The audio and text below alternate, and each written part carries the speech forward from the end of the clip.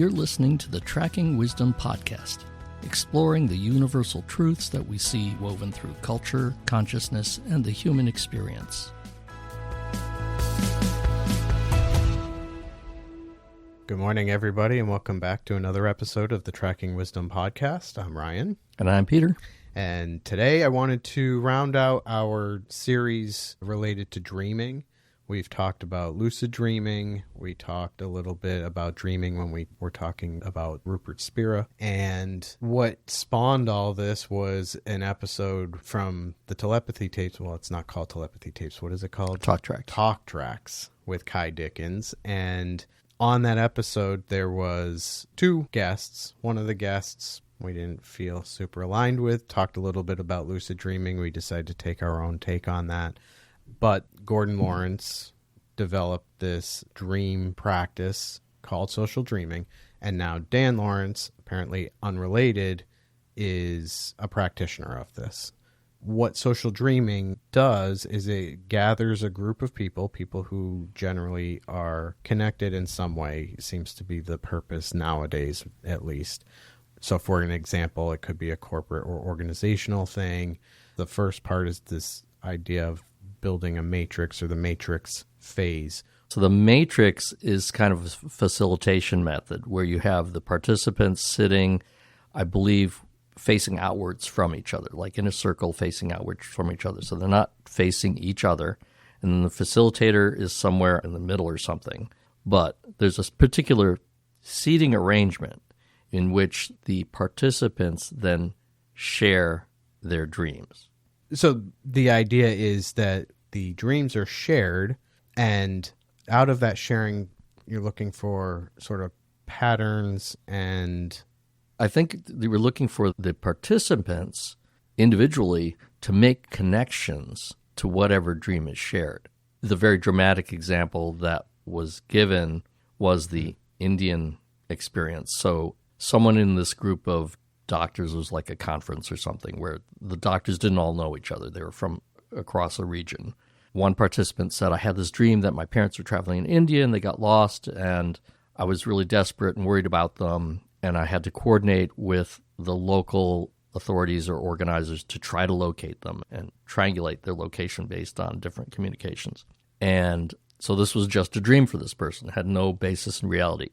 And then immediately someone across the room stood up and said, oh my God, that happened to my parents, I don't know, last night or something. It was like proximal. Yeah.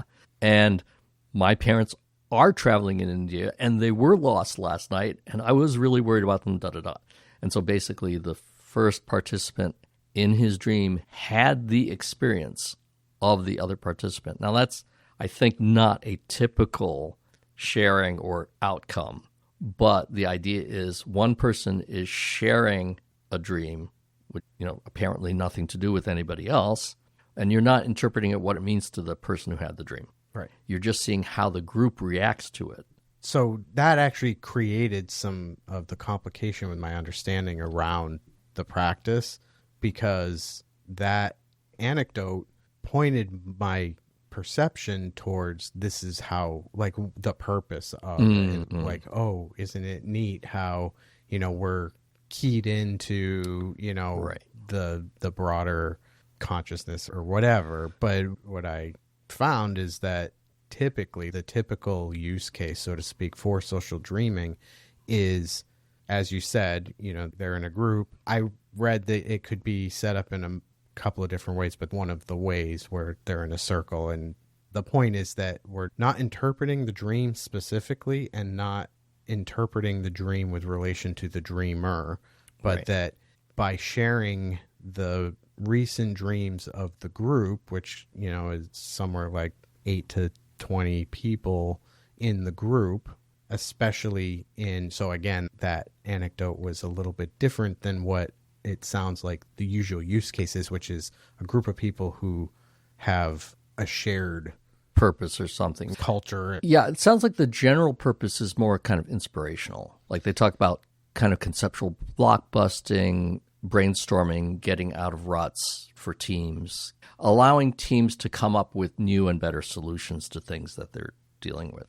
Yeah. Whether it's team dynamics or projects or other things. Yes. And there is a documented study, and I will put it in the links. This is published in the National Library of Medicine. This was Relevance of Social Dreaming for Action Research, exploring jail workers' unconscious thinking of the changes in prison organization. So this is one of the first documented uses of social dreaming in prison settings. And what happened was, this was an Italian prison that had moved to a rehabilitation style mechanism of correction.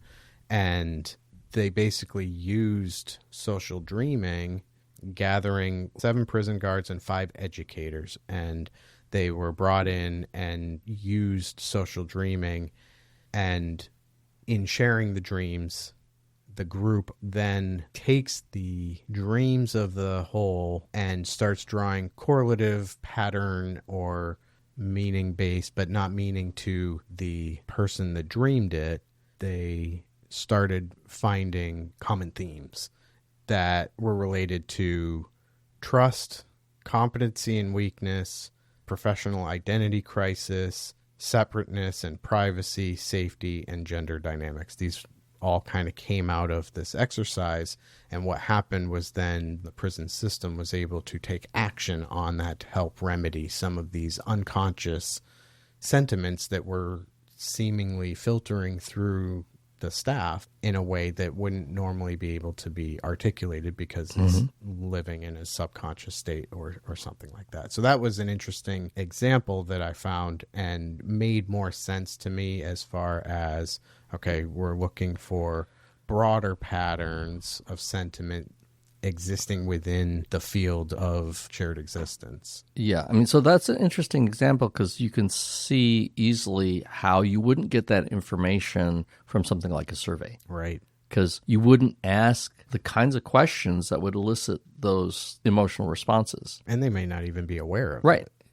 So that was interesting, and it made much more sense to me. I think it's a neat tool, practice, not just for corporate sense, but in getting to that deeper connection amongst close relation, but then moving out, like it starts to make me wonder more about connection beyond, people close. Yeah, so I want to come at that in a couple of ways. So what you just referenced, connection beyond people who are close. Carl Jung, the psychologist who really focused on the shared subconscious, I think, was a lot of dream stuff. So clearly there's a strong implication of drawing on this kind of metaphysical connection. The connection that exists between us because we are human beings and have subconsciousnesses, plural, but Jung says that there is a collective subconscious, and so we're all connected through that. But what I'm seeing from the example is the more conventional kind of connectedness and team building and trust from, it's a really common phenomena in the groups that I work with that, is a very simple exercise of who else has this, who resonates with this, and you have hand raised and everybody raise their hand, and the person who shared their initial concern then gains connection to the group. Like whenever someone shares a personal issue in a group, the group gains connection to the individual. But when the group responds as, oh, I connected with that, now the individual's connection to the group is strengthened. And so in social dreaming, you can see how, like, if I share a dream and then people in the group respond to that like, oh, that has meaning to me. Now that team is that much stronger because there's a really intimate personal connection now between those two people who made that connection of like, oh, you shared a dream and I connected with it. And then I told you that I connected with it. And so that's a real significant bond. Yeah. I mean, it's not a bond like surviving an accident together or something like that. But in terms of a very simple social interaction, that's a good bond. That's like sharing a good meal together. Right. Yeah, so I think it's interesting because before we came on mic, we were talking a little bit about, as we do, conventional reality and ultimate reality. And so this is touching on both aspects Yeah. of that, I think. So the first thing I thought of when it came to social dreaming, and you tell me if you agree or not, because you're more experienced with the GAE, which is the group awareness exercise. And this was like the thing that came to mind to me, which was expressing your observations or experience and then having that shared reflection and connection piece. That it was the first thing that came to mind to me was that's similar to GAE. Not exactly, but like the flavor of it. And the way I would think of it is building resonance. yeah. So the GAE, you're not responding to each other at all. Right. You're just sharing your internal experience from moment to moment. Of course, you're hearing other people speak, and you're taking that in, and you're finding or not similarities. And you're not looking for similarities, but when similarities happen, then you're building resonance, right? And when you hear things that are wildly dissimilar, it can be opening like, oh, I've never heard of that, or I've never had that experience. And then you realize like, oh, that could be an experience of opening. So, yeah, I would say I agree. They're similar in terms of that building resonance within the group, creating exchanges where someone else can have the experience of, oh, I really resonate with what that person said. And, of course, the difference being for social dreaming, you're very explicitly sharing the resonance of that, the experience of resonance. Yeah. It is an interesting thing that I would be curious about. I don't think I would bring it to work, but it would be interesting to see what kind of comes. Well, I mean, to be honest, at work, some of the project work that we used to do often had similar essences. They weren't focused on this kind of thing, but the connections and the brainstorming were always a positive experience to me. Mm-hmm. Mostly a positive experience yeah. too. So like something like that I could see as beneficial, but it also makes me think more broadly how interesting it would be to collect huge amounts of data and have some kind of computer to be able to suss through and pick up patterns. But, this goes to a future topic between both the random number generator and the heart maths, where the idea of a broader I'll tell you in a minute. Finish your thought. The idea of a broader connection is intriguing, and it would be intriguing if there was a way to collect broader social dreaming data, and if there's less regional connection, right? What is the species, so to speak, sentiment and feelings and unconscious things that are going on? Yeah, so have you seen anything about doing a social dreaming remotely, like on a Zoom? I haven't seen anything on that. I don't see any reason that would preclude something. Right. The reason I was laughing is because it just reminded me of that other podcast. Yeah, it's like, and our server is so amazing. It's like after I said what, I was like thinking the exact same thing. He was an interesting fellow. And I came across him again because as I started to do separate episode, but I've been pursuing lucid dreaming a little bit. Mm-hmm. And of course, I did come across his website. Interesting. Which didn't sound anything like him. Like I had to I think this is this guy, and I had to look it up.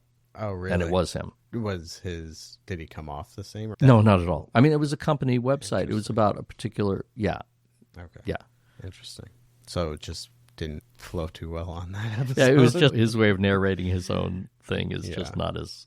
Which, I mean, I can appreciate his zeal for what they're doing. Even if it didn't come off as all that meaningful, I can see how his excitement about being able to connect with people in the dream state and some of the theoretical future stuff. And you know what? Honestly, I put a little bit of that on the podcaster as well, because, I mean, he was a guest with basically an interviewer. Right. And the interviewer didn't do him any favors in terms of kind of guiding him into more coherent responses. Right. Like, let me ask you more about what you just said. Right. So social dreaming itself, I mean, it, from what I could tell, doesn't have any validated studies, which I think is actually an area that would be beneficial to trying, not necessarily random control, but is there a way for us to then validate action, right? So in the traditional quality plan, do, check, act, or however you want to say it, right? In the context of this example of the Italian prison, they did this exercise. They drew some correlation. They took action. What was the quality was of it the proper action? Did it actually make a difference? Right. So that would have been a nice follow-up.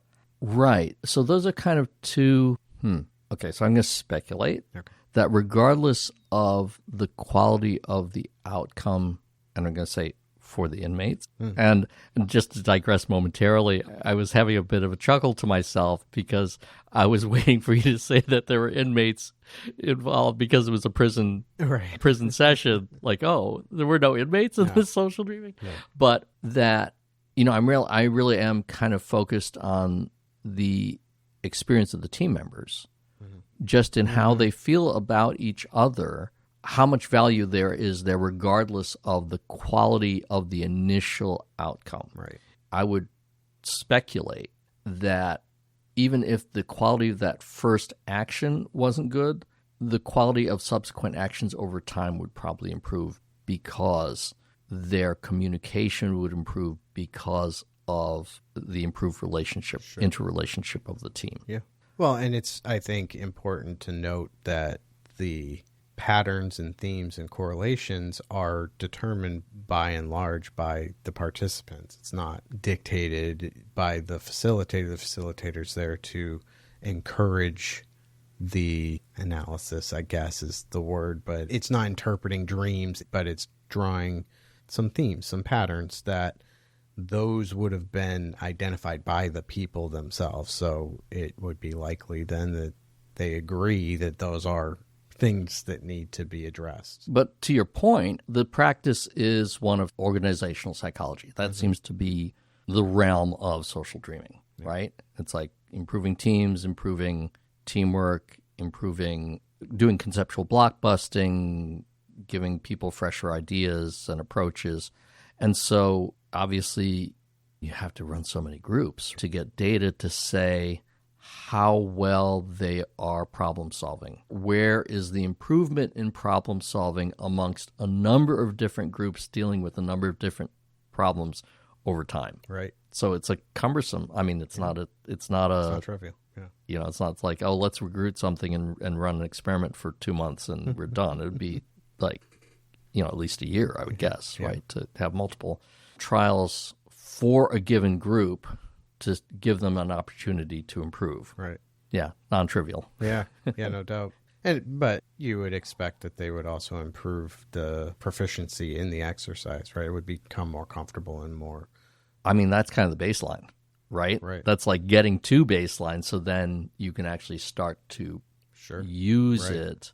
Yeah, it's a lot of interesting questions around how you would research this and what outcomes would look like to show a positive result of the question. Yeah. But it sounds like this is a thing. I mean, Dan Lawrence is doing this. I'm sure he's not the only one out there that offers this as like, I think he does the facilitation. Well, so yeah, I mean, most things are not evidence-based, right? Most business practices are not evidence-based, or most like people who do consults for like, how many things did we see in our organization or at meetings where they had a keynote speaker and they're like, oh, this person, and it's like, yeah, it's a public speaker who's selling a thing. It's like, nobody's asking for evidence. I have this book. Here's a squeezy toy that represents my book, and buy my book, and I'll give you a 20-minute talk to convince you that I know what I'm talking about. So this, not to denigrate this practice, but in my mind, it kind of falls into that of like, yeah, this is someone who comes into large organizations and markets a practice to help in some way. And presumably the customers are finding value, probably wouldn't have business. Right. Which from a skeptic's perspective, right, it's like, why people keep on paying for this stuff? Right. It's always like, oh, we've sold 1 million books, or I've had this many engagements, so it must be good because people keep on paying for it. It's like, well, right? Is it? I mean, do people keep on paying because the marketing's really good, or because the outcomes are good? And are the outcomes good because placebo effect? And it's just like, this person's charismatic, and he just makes people feel good. So for 6 months after he's there, things are good. Everything's are good, and there's improvement. I mean, obviously, just by improving morale, you're going to improve performance, probably. Yeah. Right? Because people aren't sniping and grousing, and they're focused on, how do we help each other? How do we work there's a positive intention built into the whole thing. And personal connection, like building that humanizing connection with your teammates. Right. Yeah. So, it would be very interesting. I mean, I don't mean to be skeptical about social dreaming and saying there's no value in it and it's like all about marketing, but I don't mean to be. I'm raising the issue. I'm just raising. Of course. The interpretation. Yes, of course. And I think it's been interesting in this kind of exploration of setting dreaming as a tool for growth and for awareness, awakening, all those things. We discussed lightly, but the idea of the dream yoga, Mingyur Rinpoche, when he mentioned falling asleep while meditating.